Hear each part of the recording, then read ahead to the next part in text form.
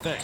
Well, if you're Calipari, you never have to worry about next year because you got the best players coming to play for you every year anyway. But if you want to establish a winning program, you have to set goals and measures, and you set a bar. And that bar is always the standard. And the higher you raise that bar, you can't fall back from it. So once you get accustomed to making the state playoffs and getting to Lakeland and winning a couple of state titles, that is the bar. And I don't care if you're young. I don't care if you're being hit by injuries. That is always the goal for your program. Abrams, baseline. And they'll take a timeout. Greg Abrams with 8 points tonight. Kathleen has given it everything they've got. Just a little bit too much talent on the other side here tonight. Kathleen's upcoming schedule looks like this. They'll have a date with Sebring on the 24th, then at Lakeland. They'll host Winter Haven on the 27th, and then the Lakeland Dreadnoughts once again the very next day. So all 4 contests are district contests and very important basketball games.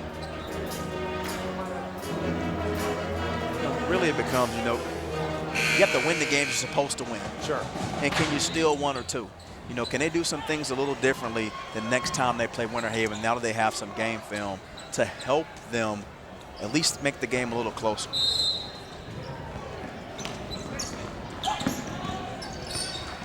Abrams able to steal it, and they'll call a foul on Jerron Georges. So coming up in just a few minutes, our Play It Again Sports Play of the Week. Play It Again Sports, where you're guaranteed the lowest price on all of our new equipment.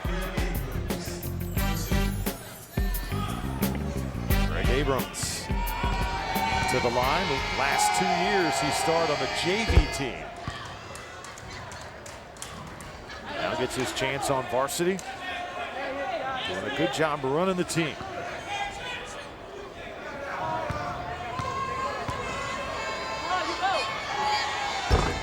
Junior varsity team for Kathleen victorious earlier tonight, as Abrams just scored his 10th point.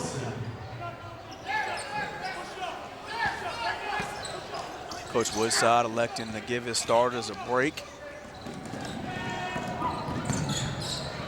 See if his subs can come out here and execute offensively against the Kathleen pressure. Three-pointer, in and out. Right back up with it. But Kathleen, good defense on that possession. And Will Brown able to control it. Jump ball over to the Red Devils. So the final 90 seconds here from Polk County.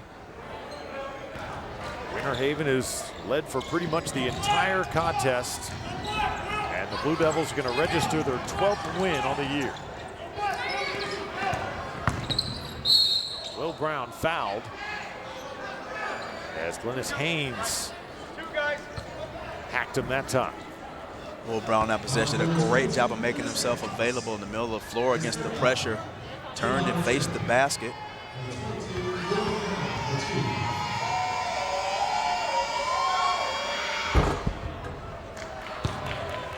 Andrick, we're entering the stretch run. I'm not going to see you for a long time now, until really perhaps state basketball, because in a couple weeks I will be at the state cheerleading championships. Priorities come first.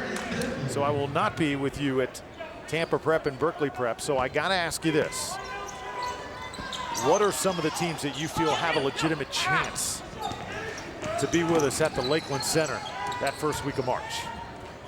Teams that we've seen so far on our broadcast, of course, you have to go with Lake Wells and Tampa Prep. I think they both are the teams to beat. Even though Tampa Prep has a tough course, they have to go through McKill and First Academy. It'll be interesting to see what happens with Nature Coast, I believe, too. I think they have a legitimate opportunity because of Bergantino, and they have tremendous size on that basketball team. So even if they play teams that can press you and get up underneath you, I still expect to see them be able to move the basketball around a little bit and force the issue with him. Gibbs is another team that, if they can get it rolling, they have opportunity to host some games. I expect to see them as well. And I know Coach McGriff wants an opportunity to get back over there as well. Anything can happen with a coach as good as he is on the sidelines. How about the Jesuit Tigers? We saw them last week. Do they have a fighter's chance to get to that Final Four? I think Jesuit does. The only thing I think that the question mark for me with Jesuit is going to be their ability to handle pressure. I mean, they're going to have to play some teams that are going to press them from the time they get off the bus. You know, so can they handle that pressure?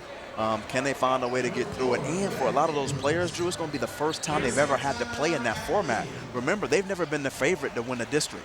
You know, Blake has kind of, you know, with Andre Smith kind of ran their course, and they still have a very young, you know, back court. So can they win those games when everything's on the line and every game means something and there is no tomorrow? It makes a big difference when we talk about some of those other ball clubs, and these teams have players who've been there before and had to play underneath that type of pressure. Good point. All right, time now for our Play It Again Sports Play of the Week. And we go back to half number 1. Oh, I love this play right here. DeVon Walker to the skies. On a gorgeous alley-oop. That is our Play It Again Sports Play of the Week. Demetric Jordan on the pass. Play It Again Sports, you're guaranteed the lowest price on all of our new equipment.